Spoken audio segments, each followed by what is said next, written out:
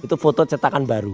Tapi jelas yang kemarin tuh ada plastiknya di atasnya. Diskusinya siapa yang bisa menentukan? Kalau A bilang begini, kita bilang asli, UGM sudah menyatakan asli, semua sudah bilang asli, tapi tetap ada yang meragukan. Bagaimana?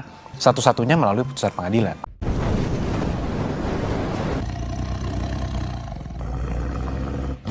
Assalamualaikum warahmatullahi wabarakatuh. Om Swastiastu, Namo Buddhaya, salam kebajikan. Sahabat-sahabat dimanapun juga berada, ada satu pemandangan politik dan hukum yang saya kira makin lama makin absurd, sahabat ya.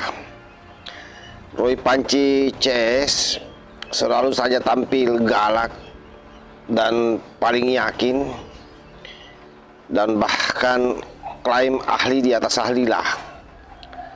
Tetapi saat ini justru terlihat seperti orang yang diam-diam berharap dikasih ampun sambil tetap teriak-teriak. Dan ironisnya karena cara dia ngemis-ngemis restoratif justice itu bukan dengan meminta maaf, bukan pula melakukan klarifikasi, tapi dengan menyerang SP3 yang dikeluarkan oleh penyidik terhadap Egy Sujana dan Damai Hari Lubis secara membabi buta, dan tetap menghidupkan narasi ijazah palsu Jokowi yang saya kira sudah berkali-kali tumbang, baik itu di beberapa pengadilan yang sudah berjalan maupun oleh orang-orang yang membela Pak Jokowi di panggung-panggung debat berdasarkan data dan fakta. Oleh karena itu, ketika Roy Panci CS semakin bising, wajar saja kalau Yakub Hasibuan membungkam congor Roy Panci dan seolah-olah sangat bijak ya menerima Roy Panci, tapi ujung-ujungnya tetap mendorong agar kasus ini bagi Roy Panci secara tidak langsung dan kawan-kawannya tidak ada restoratif justice, tidak ada SP3. Sebab dia berharap kasus ini disidangkan, sahabat, sehingga Pak Jokowi mendapatkan keadilan. Nah, untuk lebih jelasnya bagaimana nyinyiran daripada Panci dan seperti apa Yakub Hasibuan membungkam congor Panci ini, kita cek videonya. Langsung bisa memastikan kalau foto yang ada di sini itu palsu. Itu foto cetakan baru. Tapi jelas yang kemarin tuh ada plastiknya di atasnya. Plastik itu menghalangi kita untuk bisa merasakan yang adanya emboss. Jadi kalau ada seseorang yang punya jari yang bisa tembus plastik, nah itu mungkin orang super itu. Printing emboss katanya. Inilah justru bukti kami tetap berpandangan ini tetap harus sampai ke pengadilan, Mbak. Ya. Karena walaupun sudah terjadi RJ untuk beberapa orang, tetap pandangan kami tetap firm bahwa kita butuh ada suatu putusan pengadilan yang menyatakan ini. Agar Pak Jokowi bisa mendapatkan kepastian hukum dan juga keadilan. Kepastian hukum kenapa? Karena sudah mengenai ini kan diskusinya siapa yang bisa menentukan. Kalau A bilang begini, kita bilang asli, UGM sudah menyatakan asli, semua sudah bilang asli, tapi tetap ada yang meragukan. Bagaimana? Satu-satunya melalui putusan pengadilan. Pak Jokowi membuka ini nggak kesempatan RJ kepada Mas Roy, Arisma, Dr. Tifa. Kalau rumah Pak Jokowi kan selalu terbuka untuk semua orang, Mbak. Rumah Pak Jokowi ya. Oke. Artinya siapapun yang mau datang kan silahkan saja. Tapi kembali lagi, prinsipnya tetap kami membutuhkan suatu putusan pengadilan, Mbak. Jadi sekali lagi, sahabat, yang namanya restoratif justice itu dia adalah bukan hadiah belas kasihan ya.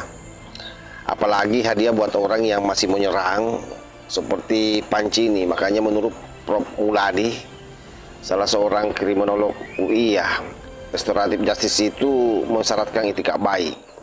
Kemudian ada pengakuan kesalahan di sana dan termasuk ada sikap untuk menghentikan yang namanya konflik. Nah, tentu yang menjadi pertanyaan bagi Roy Panci CS, khususnya Dr. Tifa, teroris, ini kan sampai hari ini kita tidak pernah mendengar ada itikat baiknya. Dan bahkan terus-terus menyerang sehingga tidak ada di sana kita menemukan bahwa ada indikasi untuk menghentikan konflik ini. Yang terjadi kan justru sebaliknya ya, sebagaimana yang saya sampaikan tadi bahwa ketika Bang Egy Sujana dapat SP3 bersama dengan Damai Hari Lubis, selalu saja Roy Panci CS menyerang Egy Sujana mendelegitimasi proses hukum dan mengulang isu ijazah palsu ini yang dia gaungkan terus-menerus. Karena itu sahabat-sahabat sekalian, tidak berlebihan kalau rakyat hari ini berharap ketika kasus ini sudah P21 di Kejaksaan agar dilakukan penahanan, agar congor mereka ini tidak lagi liar mengulang perbuatan yang sama. Dan saya kira Kejaksaan punya hak untuk membungkam mereka melalui proses penahanan. Dan apapun yang disampaikan oleh mereka, serasional apapun, seargumentatif apapun, saya kira yang dilakukan itu bukan pembelaan diri, tapi itu adalah bentuk kepanikan yang luar biasa dipertontonkan oleh para teroris ini, sahabat. Yang kedua, ketika Panci masih selalu bicara soal ijazah Pak Jokowi, ini penting karena ini bukan sekedar opini, tapi sudah masuk wilayah delusi yang sifatnya saya kira sudah kolektif ya. Oleh karena itu menurut Pak Prof. Hikmanto, dia salah seorang pakar hukum internasional UI, sebuah tuduhan hukum harus berhenti ketika seluruh jalur pembuktian telah ditempuh dan ditolak. Pengadilan sudah bicara bahwa tuntutan soal ijazah Pak Jokowi kan ditolak di mana-mana. UGM juga sudah bicara melalui Mabes Polri, uji forensik Polri juga sudah dikeluarkan dan menyatakan ijazah Pak Jokowi otentik. Nah, kalau masih diulang, saya kira itu bukan keberanian, tapi itu adalah suatu bentuk kenekatan sekaligus sebagai bentuk obsesi sebenarnya, sahabat. Dalam psikologi hukum Prof. Adrianus, dia menyebut bahwa ini sebagai konfirmasi bias ekstrim. Artinya seseorang hanya mau menerima fakta yang menguntungkan dirinya dan menolak realitas meski bertabrakan dengan bukti.